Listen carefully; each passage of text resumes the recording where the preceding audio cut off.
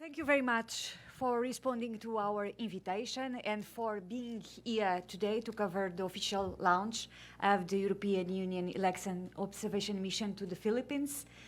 Since my arrival in Manila last Monday, I have received a very warm welcome from the people of the Philippines, as have the core team based here in the capital and our 72 long-term observers who have now been deployed across the country.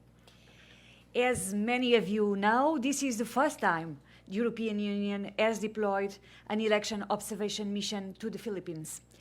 I believe this marks an important milestone in strengthening European Union-Philippines relations.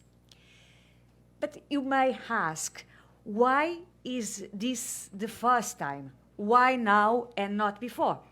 And the answer is straightforward. The European Union was invited by the Philippines authorities and the Commission on Elections, COMELEC, to observe the 2025 national midterm and local elections. In the spirit of partnership and cooperation, the European Union has honored that invitation. But allow me to elaborate a bit more on this. International election observation is a common practice among democratic nations. Over the past 25 years, the European Union has deployed missions in 75 countries. And not only that, elections within European Union member states are also observed by international organizations. Also, the European Parliament elections, from where I come from, because I'm a member of the European Parliament, are observed by an international group of observers. For instance, the upcoming elections in Romania are currently being observed by an international organization. Several members of this mission, Manuel Sanchez de Nogues, our deputy chief observer, namely, have also taken part in observing elections in countries such as Spain, Portugal, Malta, Latvia, Greece, or the United States. Just yesterday, in Cebu, I met a COMELEC official who shared with me that he had observed elections in South Korea and the United States. In my own country, Portugal, as well as in Poland, the upcoming elections will also be observed by an international organization with a similar methodology than European Unions. So, why do you do this? Because enabling both international and national election observation is a hallmark of democratic governance. We observe one another not to interfere, but to learn. We do so to share experiences and to improve the quality of our electoral processes. That is the spirit in which the European Union Election Observation Mission has come to the Philippines. We are not here to validate or legitimize the results. What matters to us is the process. Our role is to observe, to assess, and to support democratic standards, impartiality and independently and without interfering in the process.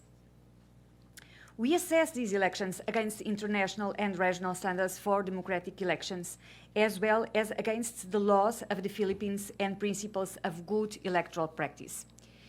The European Union applies a long-term and comprehensive election observation methodology. This approach allows us to assess every phase of the electoral process: the legal framework, the performance of the election administration, the registration of voters and candidates, the campaign, including campaign finance, the role of the media and social media, and the quality of information available to voters and to make an informed choice. We also monitor the respect for fundamental freedoms that are essential to democratic elections: the right to vote and to stand as a candidate, freedom of expression and information, freedom of movement and association, equality among contestants, the right to an effective legal remedy, and the right of voters to cast their ballot free from pressure or intimidation. Naturally, we will observe election day itself, polling, automated counting, and the tabulation of results. Our mission operates through a core team of 12 experts based here in Manila and 72 long-term observers deployed in 36 teams of 2, covering all regions of the country since 16 April. As stated at the time of their deployment, these long-term observers are the cornerstone of our comprehensive and long-term methodology. In about 10 days now, we will be joined by an additional 104 short-term observers deployed in 52 teams across the country. We will also be joined by a delegation of members of the European Parliament, as well as diplomats from European member states accredited to the Philippines. In total, on Election Day, 12 May 2025, the European Union Election Observation Mission will comprise 200 observers from European Union member states, Canada, Norway, and Switzerland deployed throughout the Philippines.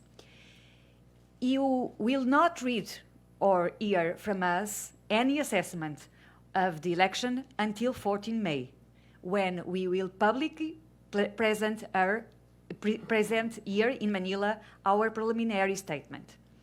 The statement will include our assessment of the process until that moment.